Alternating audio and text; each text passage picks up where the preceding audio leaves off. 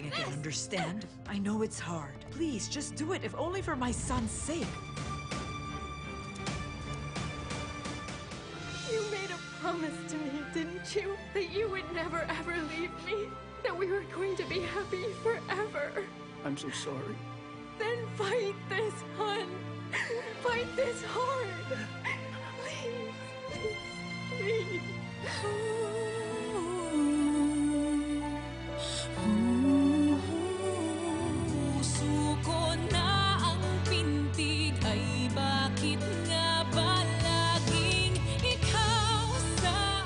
Have some respect for this household. And if you can't do this for me, please, just do it for my son.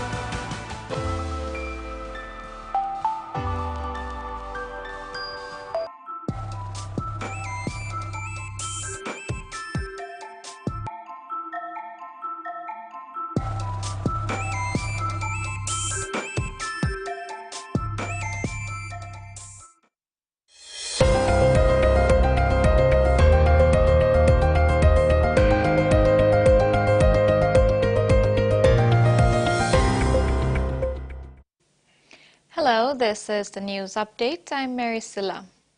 The Department of Personnel Management and Administrative Services of the autonomous Bougainville government has announced a partnership with the Samara Institute of Leadership and Governance for Leadership course for Bougainville public servants this year. This arrangement will be funded by the South Pacific Brewery Foundation under the public-private partnership arrangement between the South Pacific Brewery Limited and the national government through CILAG. The Certificate in Leadership and Governance course is a tailored and targeted leadership training program designed to help develop young leaders who wish to take up leadership roles in their respective environment and to build up knowledge and skills related to the government. Experts from the Organization for Economic Cooperation and Development and the Intergovernmental Forum on Mining, Minerals, Metals and Sustainable Development recently visited Port Moresby under the framework of the Deep Dive program to address BEP's two issues in the mining industry in PNG. The objective was to continue progressing in strengthening PNG's mining policy, tax legal framework, establishing a model fiscal term sheet, and improving tax administration enforcement activities and capacity building. IRC Commissioner Sam Coim underscored the importance of international cooperation in addressing the intricate challenges faced by PNG's mining sector. World TB Day falls on the 24th of March, and to commemorate the day this year, a TB walk was held on Saturday, 23rd March in the National Capital District. NCD city residents and TB community volunteers and their families joined representatives from the NDOH, NCD, PHA, key development partners and supporters walked early in the morning, starting at the National Department of Health office and ending at Ella Beach. TB stakeholders, including the National TB Program and NCD-PHA, spoke about the importance of the fight against TB and the support needed to protect and safeguard younger generations from this dreaded disease. TB remains a public health threat in PNG, with more than people dying from TB than any other infectious disease in the country. While across the country more than 37,000 TB cases were reported in 2022, and 15% increase from 2021. In 2023, TB case notification was 30,000, with only 67% reporting. It is estimated that this may be as high as about 40,000 cases with NCD contributing to 25% of all TB cases. NCD remains a hotspot for TB transmission. Israeli forces besieged 2 more Gaza hospitals on Sunday, pinning down medical teams under heavy gunfire and forcing the evacuation of patients and displaced people sheltering in one, the Palestinian Red Crescent said.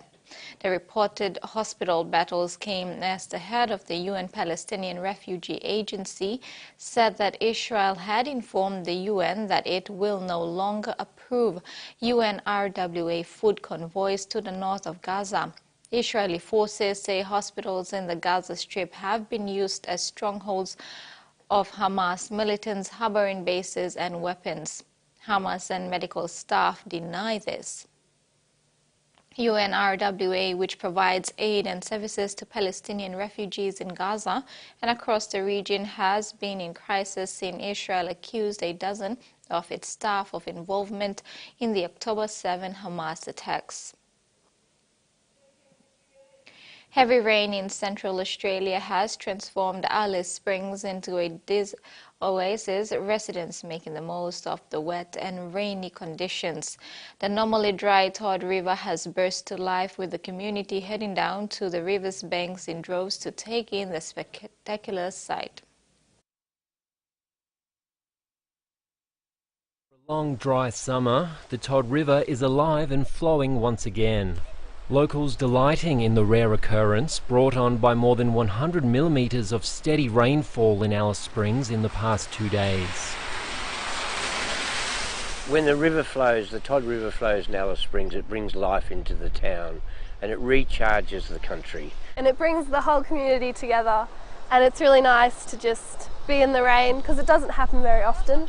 Some lucky residents treated to a flowing Todd River for the very first time. He's 10 weeks old. Got him in Lincoln a couple of weeks ago, so I thought I'd come down and show him the river. Authorities forced to close several road crossings through town, with an advice level flood warning remaining in place for the area, and a warning not to play in the river and to steer clear of floodwaters and drains. Under that water that is going and moving at a fast rate of knots down the Todd River, there is unknown debris that you can get trapped underneath. There's currents in there that you cannot predict. On the northern end of town, the river depth has reached 1.7 metres and may still rise even higher. There's more rain forecast in the centre on Monday, and further falls are expected to flow down the Todd River from the north. Authorities believe the river will continue to flow for at least the next day, and at this stage they're not concerned about it becoming a flood. Moscow's Basmany District Court has charged 4 suspects with acts of terrorism in connection with the attack. Russian authorities have said 11 people have been detained, including the 4 gunmen. President Vladimir Putin declared a national day of mourning as Russia lowered flags to half-mast on Sunday for a day of mourning after over 100 people were killed in an attack at a concert outside Moscow on Friday, as the first charges have been laid against 2 of the suspects. The court decided all 4 suspects should be put into pretrial custody until May 22. Russian authorities said 11 people have been detained in the connection to the concert hall attack, including the 4 gunmen who fled the scene. The NCD Corporate Darts Challenge commenced its official season at the Car Club last week on Wednesday, with the first match and the second lot of matches on Friday evening. Among the participants are 26 corporate teams from both the public and private sectors. 8 teams engaged in the 9-game format, kicking off the event with enthusiasm. The corporate dart chairman, Dr. Kapoor, and president of the Car Club, Richard Whitechurch, inaugurated the first matchups. He launched the tournament with the first dart, symbolizing unity among participants. The tournament promises a season of competitive engagement and corporate sportsmanship. Round 2 kicks off on Wednesday, March 27. The finals are scheduled for June, providing ample time for teams to vie for the coveted title. And that ends the midday news for today. Have a pleasant day. Bye for now.